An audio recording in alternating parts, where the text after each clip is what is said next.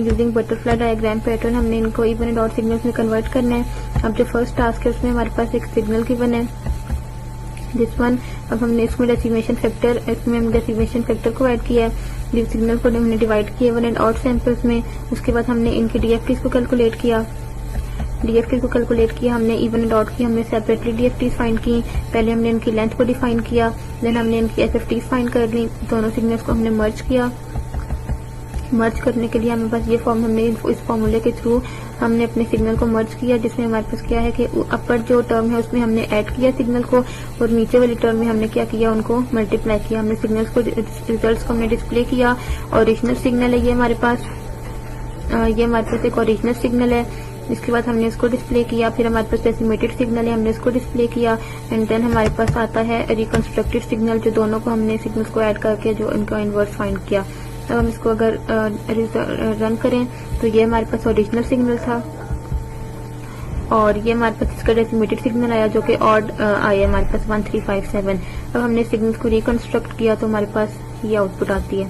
अब हम आए अगर टास्क नंबर 2 पे, तो टास्क 2 में हमने क्या करना है कि टास्क 2 में भी हमने सेम काम करना है। गिवन सिग्नल है हमारे पास x1 2424, हमने इसको डेसिमेशन फैक्टर ऐड किया, सिग्नल को डिवाइड किया इवन एंड ऑड सैंपल्स में।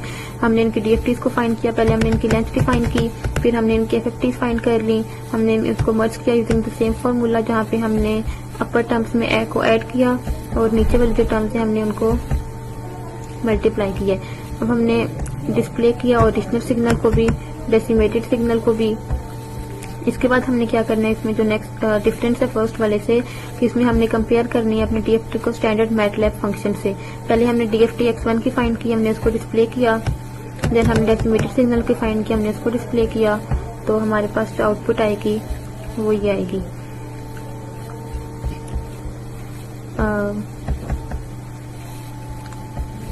ये जो है ये हमारे पास ओरिजिनल सिग्नल है 2424। ये हमारे पास इसका डेसिमेटेड सिग्नल आ गया 3333, एंड उसके बाद डीएफटी x1 की आ गई डेसिमेटेड सिग्नल की। ये x1 की है डीएफटी, और ये जो है वो डेसिमेटेड की है। जब हमने इसको कंपेयर किया तो हमारे पास ये आउटपुट आती है।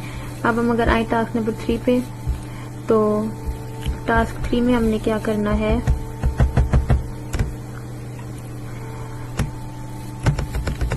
टास्क 3 में अगर हम मैनुअल में देखें तो इसमें है हमारे पास,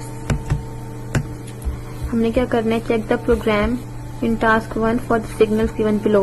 हमने अपने प्रोग्राम जो हमारा टास्क 1 है का जो रिजल्ट आया उसको हमने कंपेयर करना है स्टैंडर्ड फंक्शन के साथ। हमारे पास ये दो सिग्नल्स गिवन है x एंड y। इसके बाद हमने उसको डेसिमेशन फैक्टर दिया। अगेन हमने सिग्नल को डिवाइड किया इवन एंड ऑड सैंपल्स में। डिवाइड करने के बाद हमने उनकी डीएफटीज को कैलकुलेट किया इवन एंड ऑड की सेपरेटली।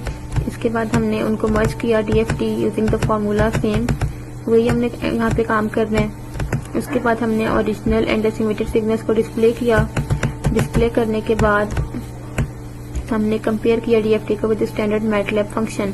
पहले एक्स का जो था उसको हमने डिस्प्ले किया, उसका डेसिमेटेड फंक्शन हमने फाइंड किया। फिर वाई का सिग्नल था उसको डिस्प्ले किया, उसका हमने डेसिमेटेड फंक्शन फाइंड किया। और जब हम इसको रन करेंगे तो हमारे पास ये आउटपुट आती है।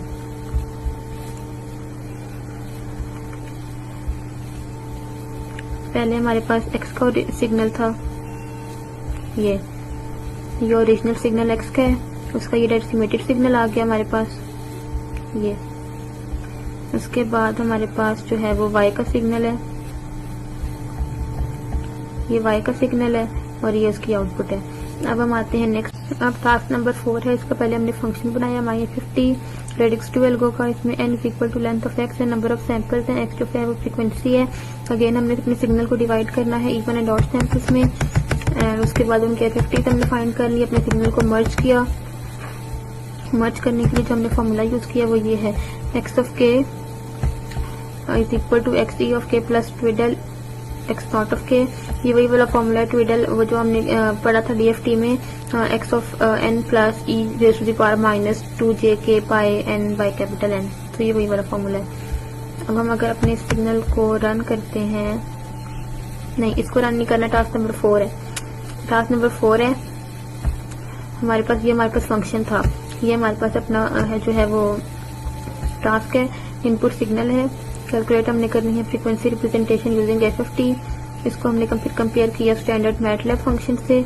मैटलैब के बाद हमने रिजल्ट को डिस्प्ले किया माई एफएफटी को, फिर हमने जब इसको कंपेयर किया था मैटलैब फंक्शन से हमने उसको डिस्प्ले किया और उसका जो रिजल्ट था उसको डिस्प्ले किया।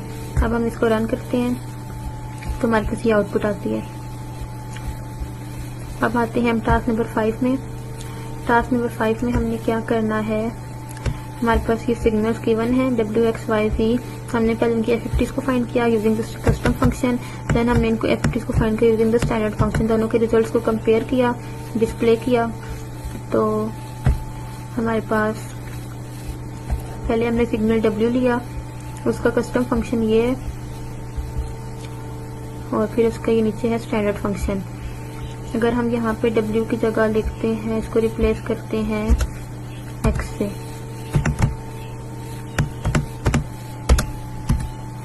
देन हमारे पास आ जाएगा सिग्नल